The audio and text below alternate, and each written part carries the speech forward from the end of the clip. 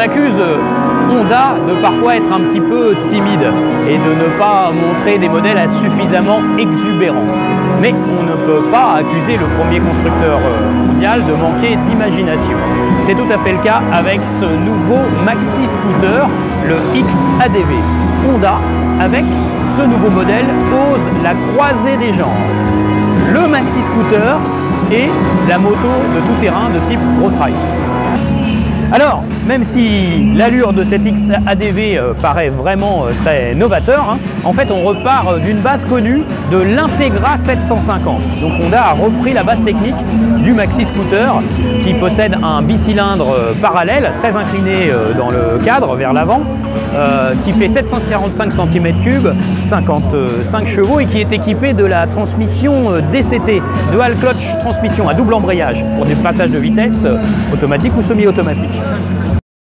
Alors du maxi scooter, l'XADV reprend l'allure générale et aussi la particularité d'avoir du plastique omniprésent. Vous voyez, en fait, tout ça c'est en plastique, mais parfois les parties peintes imitent un peu des parties métalliques. Donc c'est vraiment pour jouer sur les deux tableaux entre les maxi scooters et la moto. Un peu comme le Yamaha T-Max qui avait fait ça bien avant lui, bien avant l'XADV.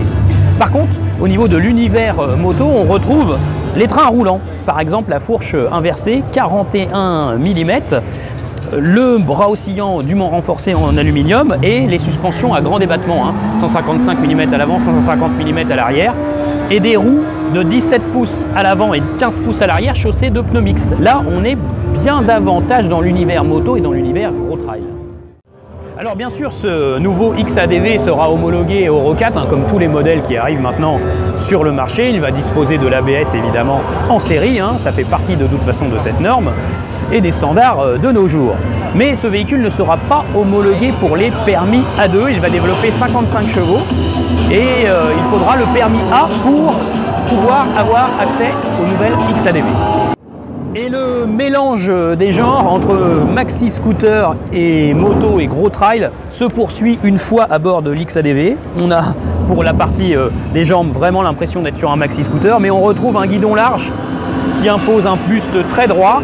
Et là, on est vraiment dans l'univers moto et on peut même, regardez, hop, eh bien c'est pas aberrant de devoir conduire debout. La position debout paraît assez cohérente à bord de ce XADV qui pèse 238 kg en ordre de marche. Donc c'est sûr que ce ne sera pas vraiment une moto d'endurance, c'est pas du tout le but de Honda.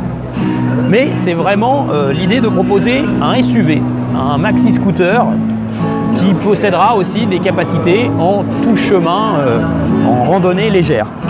Alors au niveau pratique, on voit que Honda a bien soigné les détails. On a un très beau tableau de bord, full digital qui est très chouette. On a une bulle réglable là ici qu'on peut relever et aussi incliner. Et puis bonne surprise, on a un coffre sous la selle d'une capacité de 21 litres avec une prise 12 volts et qui va pouvoir accueillir donc un intégral, même les très gros intégraux de type cross. Donc ça c'est vraiment bien parce que jusqu'alors l'Integra ne pouvait pas accueillir de casque. Donc là il y a vraiment un progrès de fait sur ce nouveau XADV qui s'annonce très prometteur. On a vraiment hâte de l'essayer.